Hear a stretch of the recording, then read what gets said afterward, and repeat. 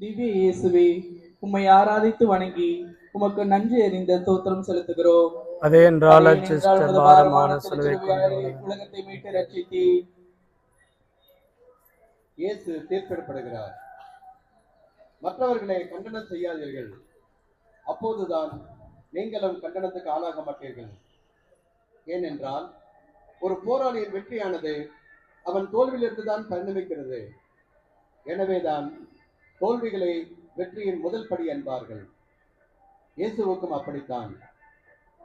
இதோ மீட்பு என்னும் மாபெரும் வெற்றி தீர்ப்பு என்னும் சர்க்கிளில் ஆரம்பிக்கின்றத இயேசு தீர்ப்பிடப்படுகின்றார். அன்பு மகனே, மகளே, இதோ என்னை சிலுவையில் அறையப்பட தீர்ப்பளிக்கின்றார்கள். நன்மைக்கும் தீமைக்கும் நடக்கும் போராட்டத்திற்கு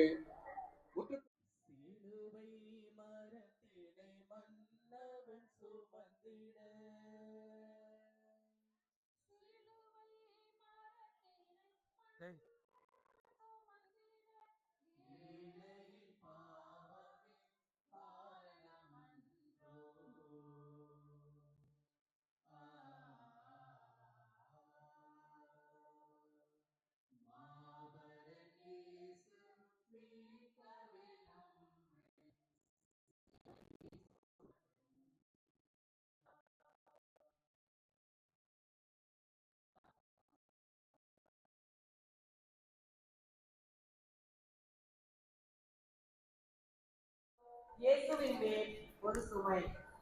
அன்பு மகனே, மகளே, வாழ்க்கையில் ஒரு சில சுமைகளை நீங்கள் கட்டாயம் சுமந்தே ஆக வேண்டும். குடும்பம் ஒரு சில நேரங்களில் சுமையாக இருக்கும். உறவுகள்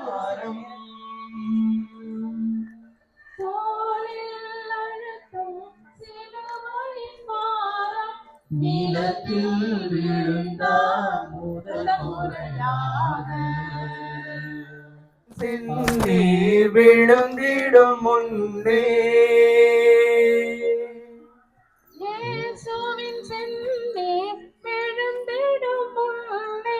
விழுந்தது தாய்மறி கலங்கிய கண்ணீர்.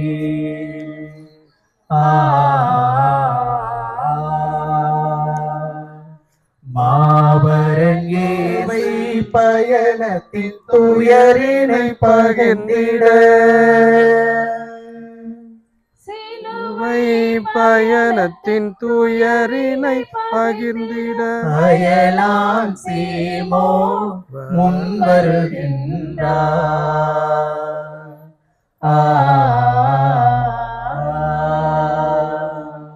மாபரன் இயேசு மீட்கவே நம்மை சிலுவை சுமக்கின்றார்.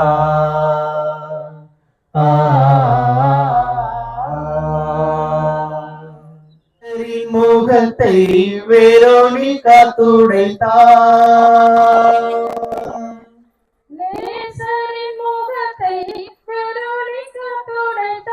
பாச முகமதில் பறிந்தது பரிசா.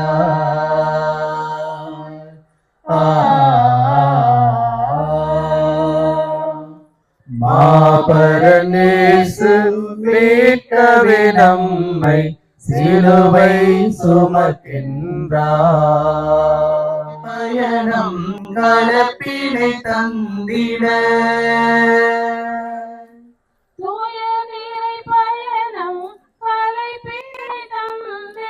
மைந்தனா விழுந்தார் மறுமுறையாக.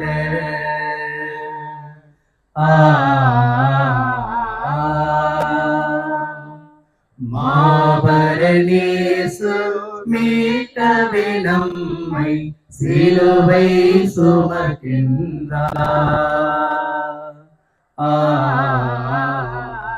அடங்கிய எருசலேம் மகளிரை கண்டு,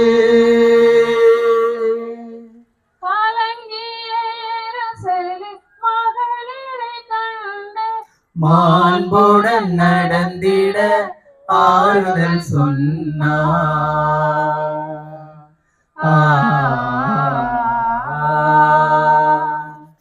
மாபரன் இயேசு மீட்கவே நம்மை சிலுவை சுமக்கின்றார்.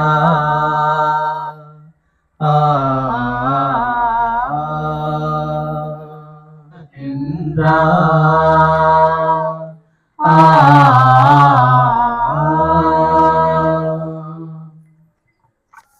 ஒன்பதாம் நிலை. திவ்ய இயேசுவே, உம்மை ஆராதித்து வணங்கி உமக்கு நன்றி அறிந்த ஸ்தோத்திரம் செலுத்துகிறோம். அதே நின்றால் உமது பாரமான திருச்சிலுவையை கொண்டு உலகத்தை மீட்டு ரட்சித்தீர். சிலுவை உயிர்த்தனையே தியாகம் செய்து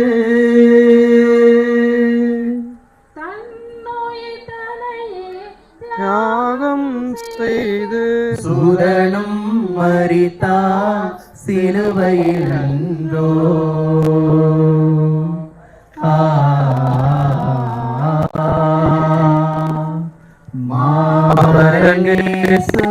மீட்கவே நம்மை சிலுவை சுமக்கின்றார்.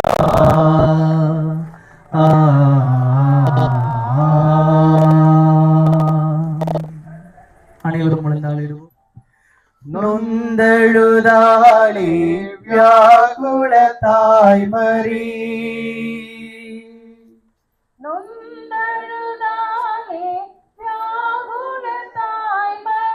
உயிரற்ற மகனை மடிதனில் சுமந்து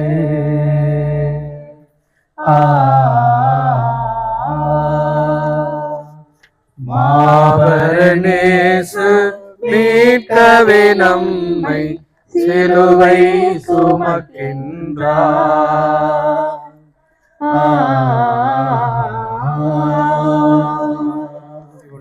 அவரே விண்ணையும் மண்ணையும் படைத்தவர். ஆண்டவர் உங்களோடு இருப்பாராக.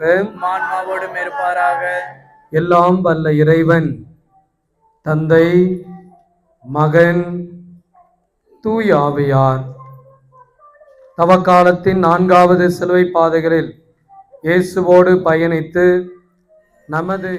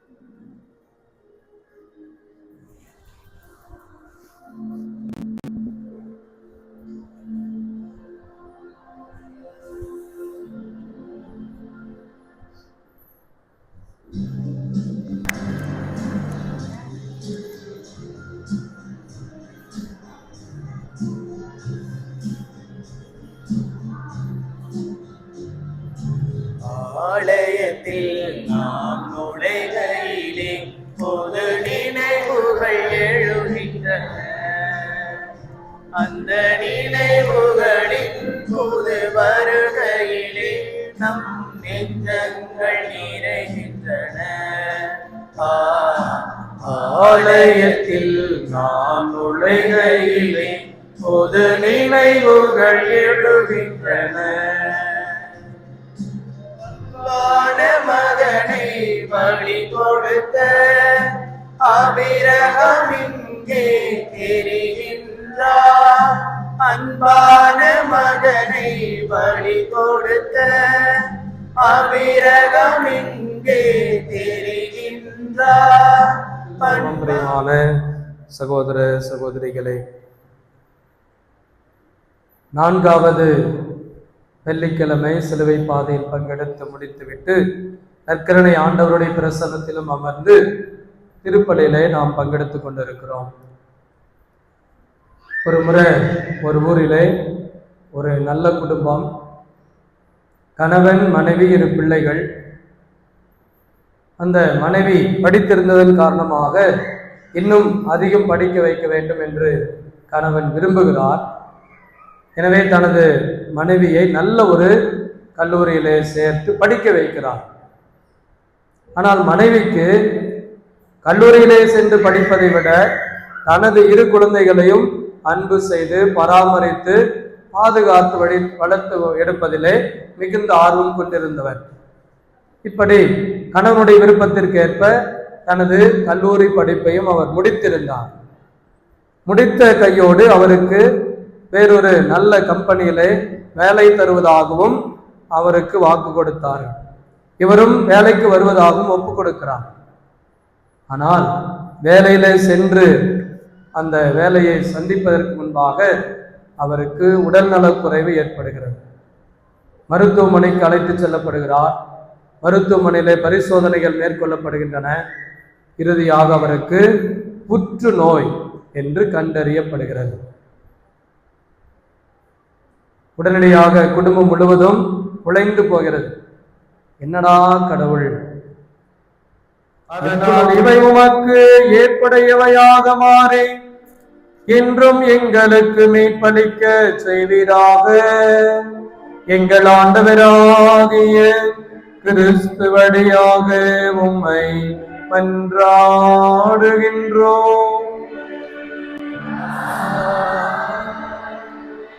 ஆண்டவர் உங்களோடு இருப்பாராக.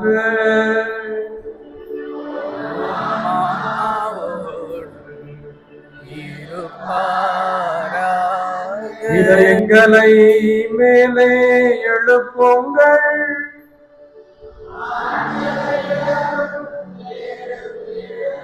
நம் இறைவனாகிய ஆண்டவருக்கு நன்றி கூறுவோம்.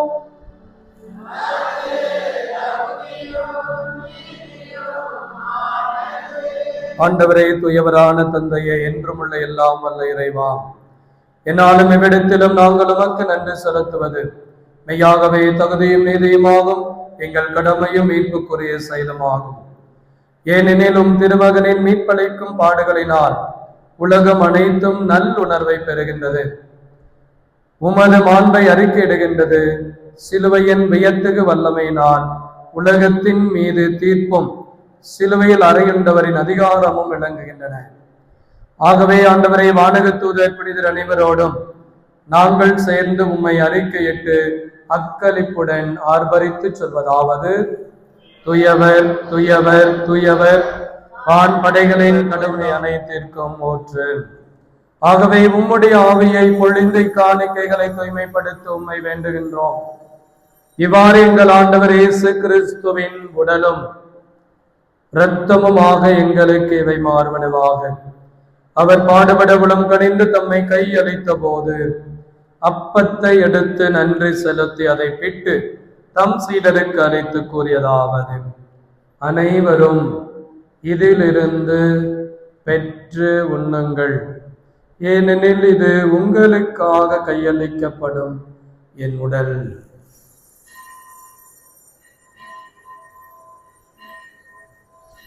இவர் வழியாக இவரோடு இவரில் எல்லாம் வல்ல இறைவனாகிய தந்தையே, தூய ஆவியாரின் ஒன்றைப்பில் எல்லா புகழும் மாட்சியும் என்றென்றும் உமக்கு உரியதே.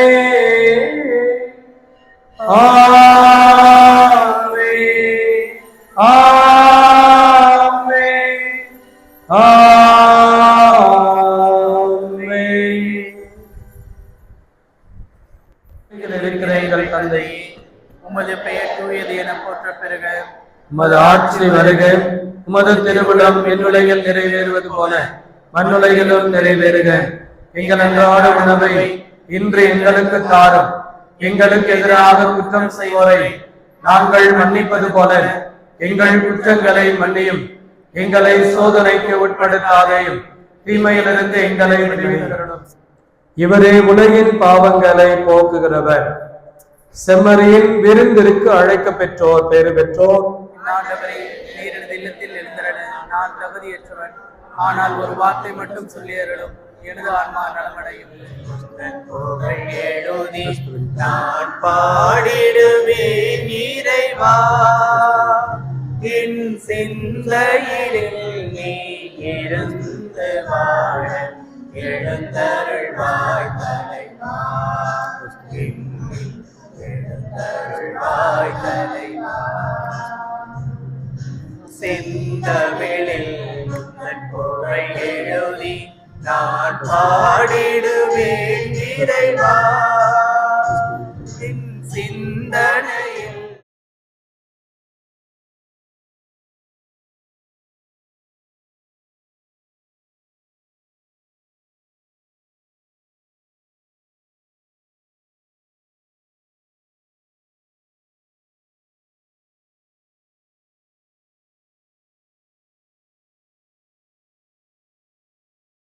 தாயினும் மேலா தாயுமே நீயே, தமியோ திரவியமே.